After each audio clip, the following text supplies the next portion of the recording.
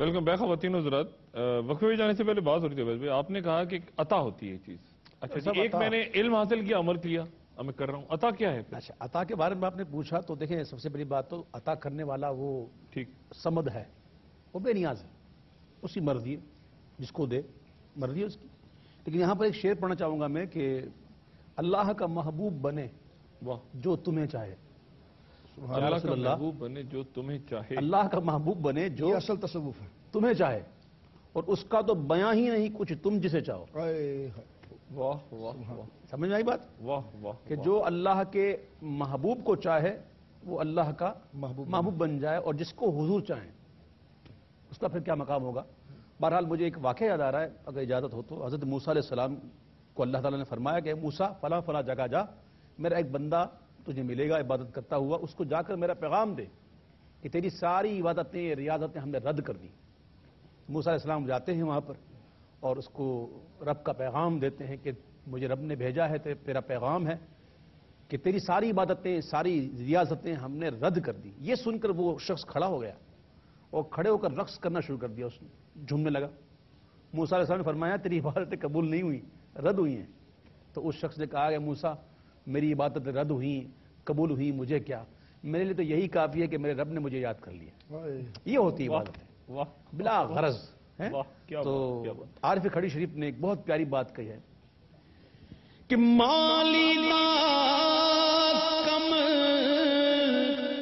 پانی دینا پر مشکا لاوے، مالک دا کم پھل پھل لانا لاوے یا نہ لاوے. تو یہ سوچ میں کچھ کروں گا تو مجھے ملے تو یہ تو پھر کی بات نہ ہوئی نا. بے غرض بندہ عبادت کرے، بے غرض. وہ بڑا مشہور واقعہ رابعہ بصری رضی اللہ تعالیٰ عنہا کا. ایک ہاتھ میں جذب کی کیفیت تھی، ایک ہاتھ میں آگ، ایک ہاتھ میں پانی لے کے جا رہی تھی.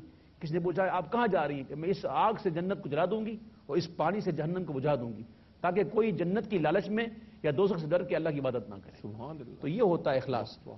حضرت سری سختی رضی اللہ تعالیٰ عنہ کی بارے میں ایک آتا ہے کہ جب قیامت کے دن جنتیوں کو جنت دے دی جائے گی تو اللہ پوچھے گا خوش ہو؟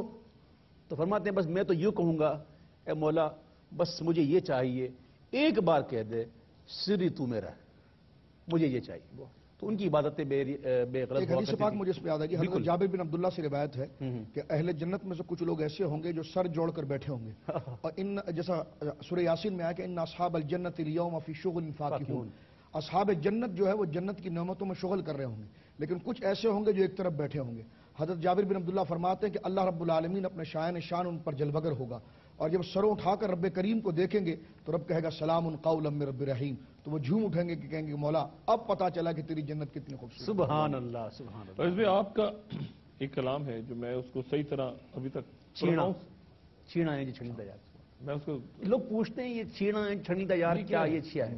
یہ بابا بلے شاہ کا لکھا ہوا مصرع ہے. چھینا اس اناج کو کہتے ہیں ڈاکٹر صاحب کہ جس میں کچرا ہو، جس میں پتھر ہو، کنکر ہو، ڈسٹ ہو، اس اناج کو کہتے ہیں. تو پھر اس کو چھانا جاتا ہے، اور جس چیز میں چھانتے ہیں جالی ہوتی ہے تو وہ چھان کر کنکر الگ ہو جاتا ہے، پتھر الگ ہو جاتا ہے، کچرا الگ ہو جاتا ہے، اور صاف اناج جو ہے وہ سامنے آ جاتا ہے. اس طرح یہ جو ہمارا قلب ہے نا، یہ بھی چھیڑا ہے. اس کے اندر بڑے ڈسٹ پڑی ہوئی ہیں، بڑی تکبر کے بیج پڑے ہوئے ہیں، پتہ نہیں کیا کیا گند پڑی ہوئی ہے.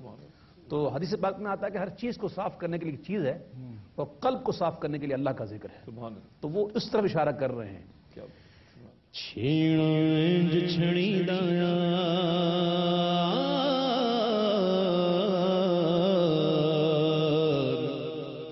چھینا انج چھڑیدا یار، چھینا انج چھڑیدا یار، وجے اللہ والی تار سونے سائیاں والی تار، وجے اللہ والی تار سونے سائیاں والی تار، میرے مرشد والی تار، چھینا انج چھڑیدا یار، چھینا انج چھڑیدا یار.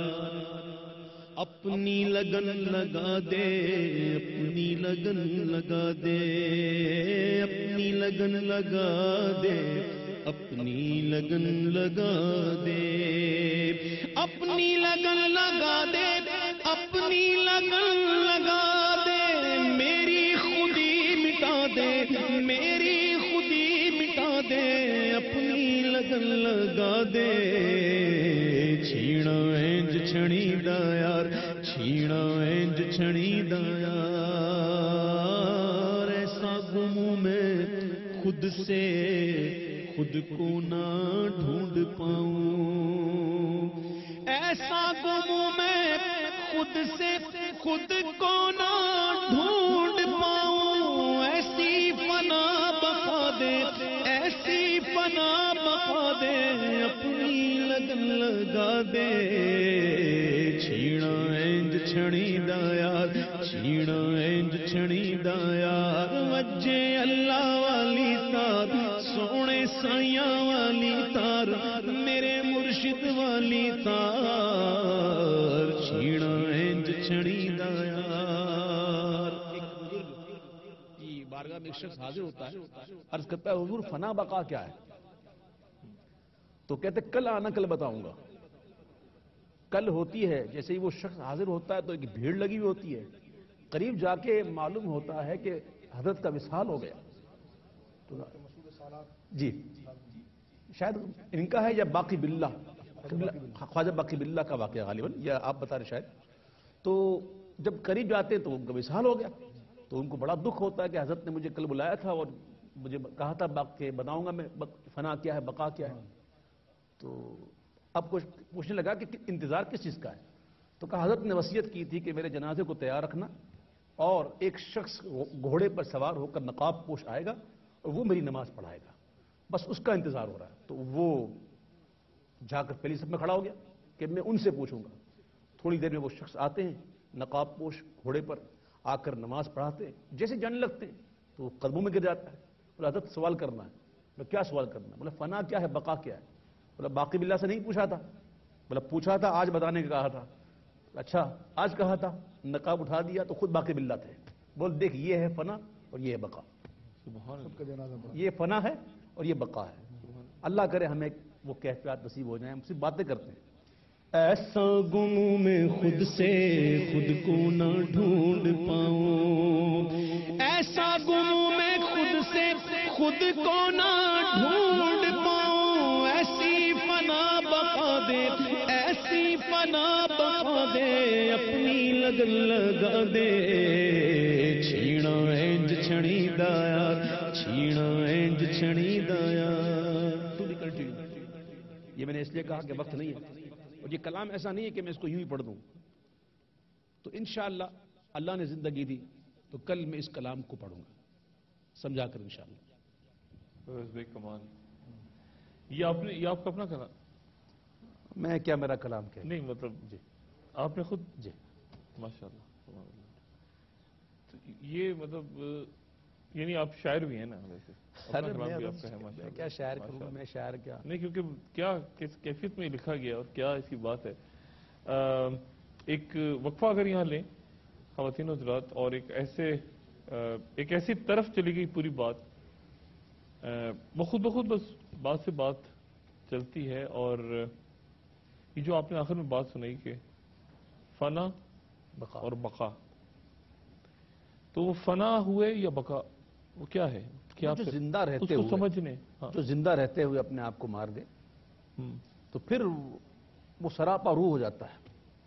سراپر ہو جاتا ہے جو زندہ رہتے ہوئے۔ منہ تو قبر منہ تو قبل، مر جاؤ موت سے پہلے، مر جاؤ موت مر سے جاؤ موت سے پہلے۔ سرکار غوث اعظم رضی اللہ تعالیٰ کے خطبات میں کافی تفصیلی سے سبحان اللہ سبحان اللہ۔ خواتین و حضرات، ایک وقفے کے بعد جب میں دوبارہ کچھ دیر بعد حاضر ہوں گا تو ایک دوسرا سلسلہ ہوگا سوالات کا، جوابات کا، ساتھ رہی گا شہر رمضان میں۔